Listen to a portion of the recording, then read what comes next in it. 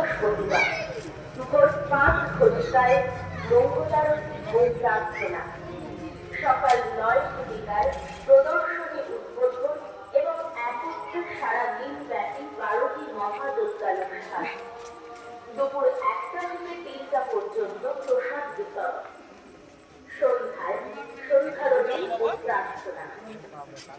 26শে অগ্রহায়ণ 1482 ইংরেজি 12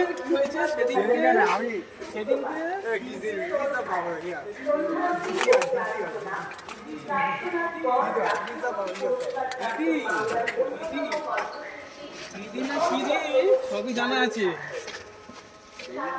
না না, তুই এখনো উদ্বোধন হয়নি, তুই ভিডিও করছিস কেন? করে নিচ্ছি।